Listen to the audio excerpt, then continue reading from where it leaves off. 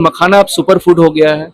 मखाने को टैगिंग भी किया गया है और इसमें जितनी भी न्यूट्रिएंट्स होते हैं बहुत कम एग्री फूड्स में होते हैं। इसको लोग एज ए ऑप्शन, स्नैक्स का एक बेस्ट ऑप्शन या best breakfast as a option लोग ले रहे हैं। हम लोग कनाडा कर रहे हैं, यूएसए कर रहे हैं, यूएई कर रहे हैं, ऑस्ट्रेलिया कर रहे हैं, सिंगापुर कर रहे हैं, यूके कर रहे हैं। मैं देख रहे हैं ड्राई मखाना है और अलग अलग की क्वालिटी की मखाना यहाँ रखी हुई है। मेरा नाम सत्यजीत विश्वास है और कंपनी का नाम है इंडो ग्लोबल एक्सपोर्ट। हम लोग मखाना के प्रोड्यूसर भी हैं, मैन्युफैक्चरर भी हैं और एक्सपोर्टर भी हैं। हमारे पास में दोनों टाइप का मखाना है। हमारा रॉ मखाने हैं, अलग अलग साइजेस के रॉ मखाने हैं। हमारा ब्रांड का नाम है लिली नट्स। इसके अलावा हमारे फ्लेवर्ड मखाने भी है। हमारे पास में 11 फ्लेवर्ड हैं। 11 फ्लेवर्ड हैं। हमारे पास में आपको टोमेटो टेंगी है, चीज डिलाइट है, क्रीम ओनियन है, मसाला मिक्स है, पेरी पेरी है, पुदीना मिंट है, सॉल्ट पेपर है, बहुत सारे हैं। मखाने में हम लोग जो एक्सपोर्टर, मेन हमारा एक्सपोर्ट का काम है और बल्क सेलिंग का काम है। एक्सपोर्ट में हम अभी तक 7 कंट्रियों में कर रहे हैं। हम लोग कनाडा कर रहे हैं, यूएसए कर रहे हैं, यूएई कर रहे हैं, ऑस्ट्रेलिया कर रहे हैं, सिंगापुर कर रहे हैं, यूके कर रहे हैं।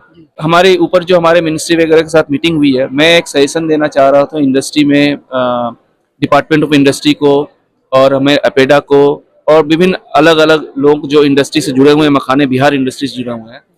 मखाने में ये लोग बहुत अच्छा काम कर रहे हैं। बोर्ड भी बन गया है, HSN कोड भी मिल गया है।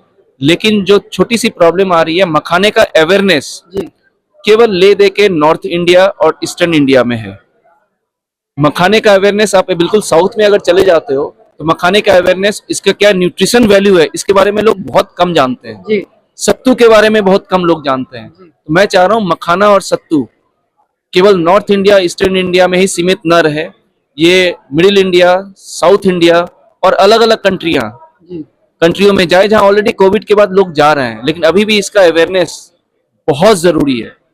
इसमें अगर मिनिस्ट्री या एपेडा या department of industry, government of Bihar अगर मेरी हेल्प लेना चाहे, मेरा एक ग्रेट प्लेजर होगा कि मैं अपना हेल्प या मेरे एक्सपर्टाइज भी मैं उसमें दे सकूं। क्योंकि आप तो अलग अलग कंट्री में जाते हैं, एक्सपोर्ट करते हैं।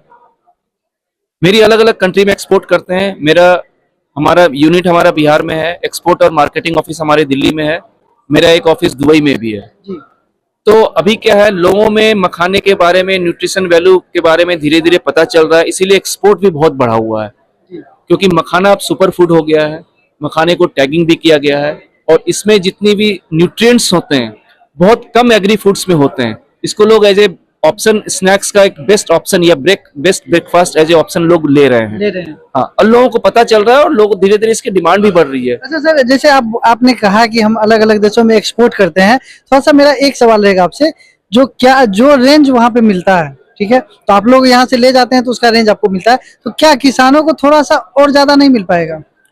अभी देखिए प्रॉब्लम क्या आ रहा है। अभी अगर आप केवल 3 साल में देखो, 400 रुपए से लेकर अभी 1400-1500 में मिल रहा है। अब इसमें देखिए सबको कुछ कुछ मिल ही रहा होगा, किसान को भी मिल रहा होगा। ऐसा नहीं कि किसान लोग और मखाना इंडस्ट्री में और आ रहे हैं। क्यों आ रहे हैं?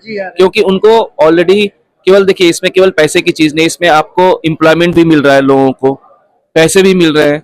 और एक्सपोर्ट होने से इंडियन गवर्नमेंट में हमारा एक प्रेस्टीज भी मखाना को मिल रहा है। मखाना एक ग्लोबल प्लेटफॉर्म में पहुंच रहा है। तो इसका फायदा केवल किसान को लेकर नहीं, छोटे छोटे उद्यमियों को भी मिल रहा है, प्रोड्यूसर को भी मिल रहा है और लोगों को मिल रहा है और गवर्नमेंट को भी मिल रहा है। देखा जाएगा कि बिहार सरकार और भारत सरकार जो मखाना इंडस्ट्री को बढ़ाना चाहती है, तो इनका जो ये प्रयास है कितना सफल रहता है।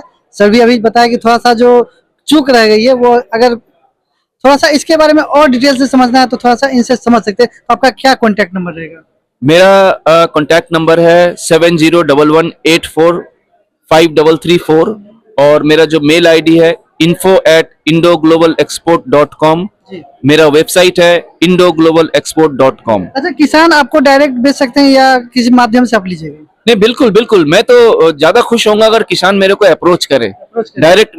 मैं किसान अप्रोच करें, जो फोड़ी वाले होते हैं वो मेरे को अप्रोच करें, तो उनके लिए भी फायदा है और मेरे लिए भी फायदा है। मखाना जो किसान लगा रहे हैं और बेचना चाह रहे हैं, तो सर का कार्ड जो है डिस्प्ले पे आपको शो करेगा। इनका जो कॉन्टैक्ट नंबर है ये भी सर ने बता दिया, तो इनसे कॉन्टैक्ट जरूर करें।